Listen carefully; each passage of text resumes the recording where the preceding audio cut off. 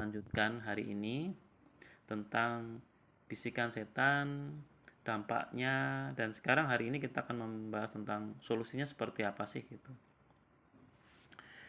Jadi setelah kita kemarin membahas tentang kenapa sih orang itu begitu tega menganiaya atau bahkan membunuh orang lain, kenapa sih orang itu di luar nalar bisa menyakiti dirinya sendiri atau mungkin bahkan bunuh diri, itu ternyata ada sumbangsih setan ya yang dominan membisikkan orang itu untuk melakukan hal-hal yang di luar nalar gitu. Nah, sekarang kita akan membahas tentang bagaimana solusinya. Jadi, yang kita bahas sekarang adalah bagaimana kita meredakan atau menghilangkan rasa marah. Itu perlu kita bahas ya. Itu kita bahas hari ini ya. Nah, tahapan-tahapan dalam mengurangi atau meredakan rasa marah kita, yang pertama kita perlu sadar diri. Kita harus sadar bahwa saat ini kita sedang marah ya. Kita harus sadar bahwa saat ini kita punya keinginan untuk menyakiti diri sendiri atau punya keinginan untuk menyakiti orang lain, dan semuanya itu adalah maunya setan. Kita harus sadar bahwa saat ini kita sedang dibisikin oleh setan untuk melakukan tindakan-tindakan yang tidak baik gitu. Jadi kita harus sadar ya bahwa kita sedang marah, diri kita sedang dikontrol oleh setan ya. Jadi semua keinginan kita untuk mencelakai diri kita, mencelakai orang lain itu bersumber dari bisikan setan. Nah, saat emosi kita itu memuncak, ya, orang kan bisa melakukan tindakan di luar nalar, bisa itu tadi menyakiti diri sendiri, ya, atau menyakiti orang lain gitu. Jadi yang pertama adalah kesadaran. Ini penting, ya. Kesadaran itu penting. Saat marah, sadar bahwa ini adalah bisikan setan. Saat kita ingin melakukan tindakan di luar nalar, sadar juga bahwa ini adalah perintah dari setan itu sendiri.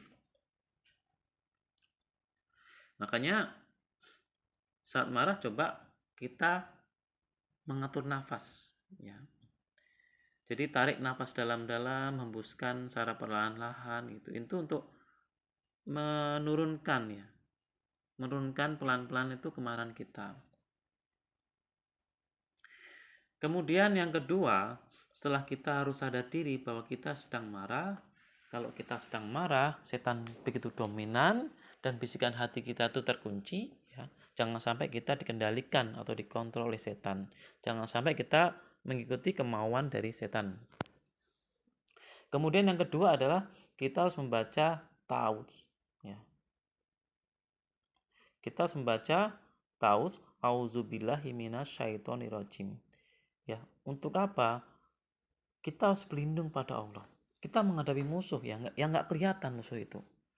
Ya, kadang kita nggak sadar bahwa kita tuh sedang seperti ibarat tinju itu kita dipukul bertubi-tubi, kita nggak tahu lawan kita tuh di mana gitu. Siapa yang mukul kita nggak tahu gitu. Ya, makanya karena kita melawan sesuatu yang gaib, yang kita nggak kelihatan, maka kita perlu minta perlindungan pada Allah ya dengan membaca tauz ya. Kemudian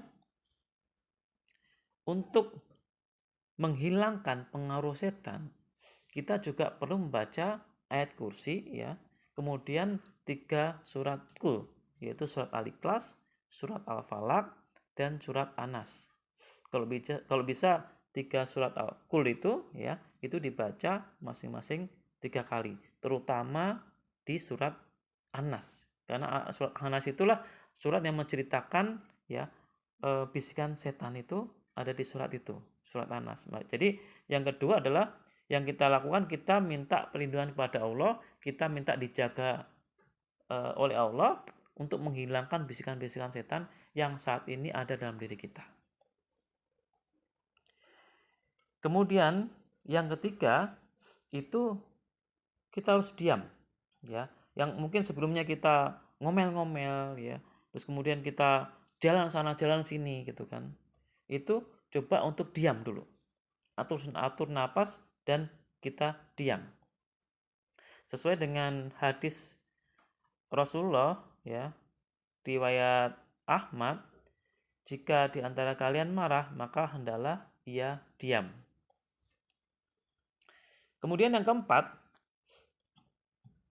adalah jika kita dalam kondisi berdiri, maka kita berubah posisi, ya, yaitu berubah duduk, ya. Nah, kemudian ketika kita duduk, maka kita ubah posisi menjadi berbaring. Jadi di sini adalah ada perubahan posisi, ya, dari awalnya berdiri, kemudian duduk, kemudian berbaring. Nah, ini sesuai dengan hadis riwayat Ahmad bahwa Rasulullah pernah menasihati apabila seorang sedang marah dalam kondisi berdiri, maka hendaknya dia duduk. Kalau marahnya belum juga hilang, maka hendaknya ia berbaring. Kemudian yang kelima adalah mengambil air wudhu atau mandi, ya. Ini ada dalam riwayat Ahmad dan Abu Daud. Sesungguhnya marah itu dari setan, dan setan diciptakan dari api, dan api bisa dipadamkan dengan air. Apabila kalian marah, hendaknya kalian berwudu.